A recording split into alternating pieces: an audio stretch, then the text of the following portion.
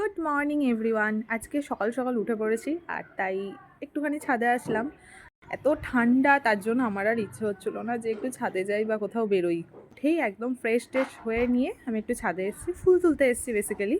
তো তারপর দেখছি এত সুন্দর হয়েছে গাছে ফুলগুলো। তার সাথে ওয়েদারটাও তো আজকে প্রচণ্ড ঠান্ডা। আরও একটা জিনিস দেখলাম, যেখানে আমাদের ছাদের মধ্যে দেখলাম পায়রাগুলো সব এসে বসেছে, বেশ ভালো লাগছিলো দেখতে। তো চলো তোমাদেরকেও একটুখানি শেয়ার করি। আমি কি একা দেখবো, তোমাদেরকেও দেখাই।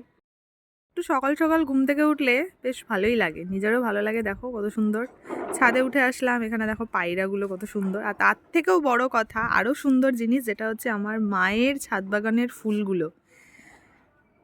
আমি তো ঠান্ডার চোটে ছাদেই উঠি না, আজকে ছাদে উঠে দেখলাম সত্যিই কিন্তু খুব সুন্দর হয়েছে ফুলগুলো। আর দেখতে এই সাদা এই ফুলগুলোর নাম আমি ভুলে গেছি এখন। তো এই ফুলগুলো কিন্তু বেশি সুন্দর লাগছে দেখতে। তার সাথে অনেকগুলো গোলাপ ফুলও হয়েছে, কিছু কিছু গোলাপ ফুল ঝরে যাচ্ছে, অনেক দিন হয়ে গেছে যেহেতু শুকিয়েও গেছে। তো ভাগ্যিস আজকে ছাদে উঠলাম, তাই জন্য মা আমাকে বলছে দুদিন ধরেই যে যা ছাদে গিয়ে দেখে আয়, সুন্দর সুন্দর ফুল হয়েছে। মায়ের ছবিতে দেখতে পাচ্ছি মা ফেসবুকে ছবিগুলো ছাড়ছে, কিন্তু নিজে আর ল্যাদ কাটিয়ে ছাদে উঠতে পারছি না। তোমরাও একটু রিভিউ দিও যে আমাদের এই ছোট্ট ছাদ বাগানটা তোমাদের কেমন লাগলো। তাহলে আমার মাও একটুখানি খুশি হবে, কারণ অনেকটা কষ্ট করে সে এই পরিচর্যাগুলো করে।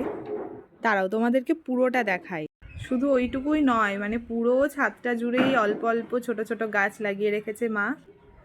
আর যখনই সময় পায় তখনই এগুলোর পরিচর্যা করতে চলে আসে।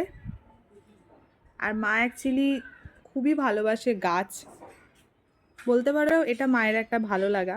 তো তোমরা কিন্তু অবশ্যই রিভিউ দিও কেমন লাগলো আমাদের এই ছোট্ট ছাদ বাগানটা, তাহলে মা আরেকটু উৎসাহ পাবে আর আমারও ভালো লাগবে।